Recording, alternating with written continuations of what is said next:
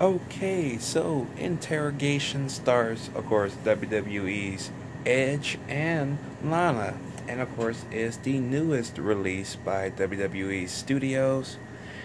Plot of this movie is, well, a FBI interrogator played by Edge and an IT specialist played by, of course, Lana are thrown into a course of mind games by this terrorist who has set bombs throughout the course of Minneapolis in exchange for what we will later find out is money, pretty much. But he doesn't tell them this, and he leads them on a wild goose chase to stop all these bombs while he's in the clutches of the police. Ironically, this plot sounds a little bit similar to a different movie. We all might have heard of it. It was called Die Hard with a Vengeance. Ironically, this is WWE Studios' second film with that exact same premise. The first one being 12 Rounds with John Cena almost a decade ago. But things get a little bit more thick, if you will, when we will later find out what is really going on. This movie, I didn't have a lot of high hopes for this movie. I only found out through this movie because I'm subscribed to WWE's YouTube channel. So they kind of mentioned this movie in passing. And I watched it and I enjoyed it for what it was.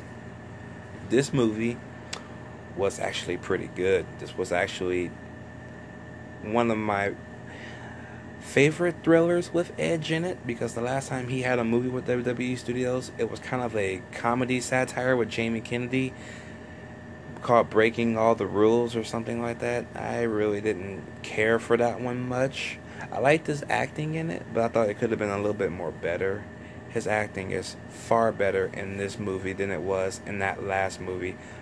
I like him better as a serious actor for a serious role, because he hits it and he hits it home, just like he did in this movie. It's great.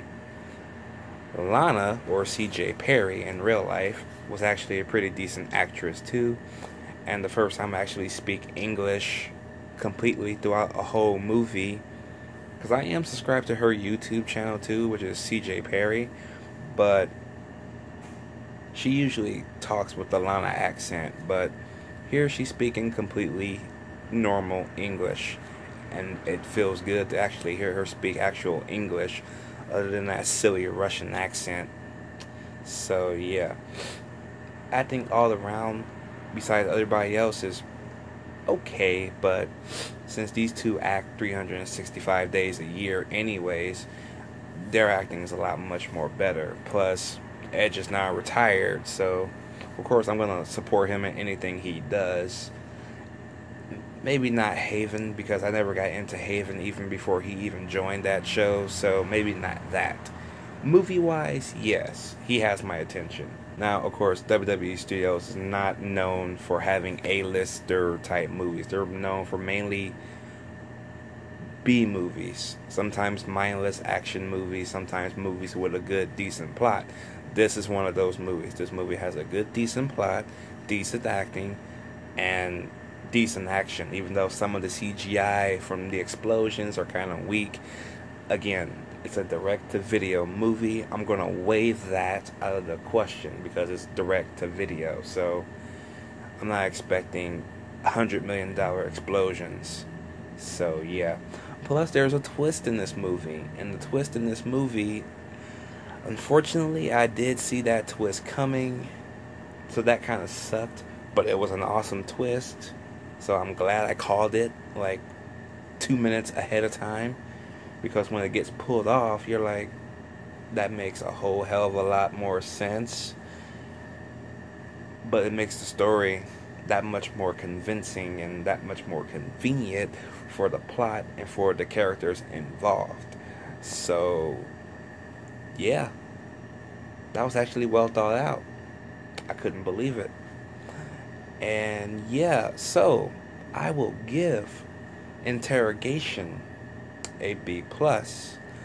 Let me know what you guys think about Interrogation down below. Did you like it? Did you not like it? What is your favorite thing with Edge or Adam Copeland in it? Is it Haven? Is it breaking all the rules? Or is it this when you finally get a chance to see it? Let me know down below. Catch you guys later. Also, the poster for this movie is a little bit false advertisement. It shows him and Lana together, but both have guns in their hand. Yeah, Lana has a gun, but she never holds it in her hand. Not once in this movie. Matter of fact, she's more of like a field agent than anything, because she's always behind the desk helping them out with the clues and investigations, whatever they need. So, yeah, the poster is misleading.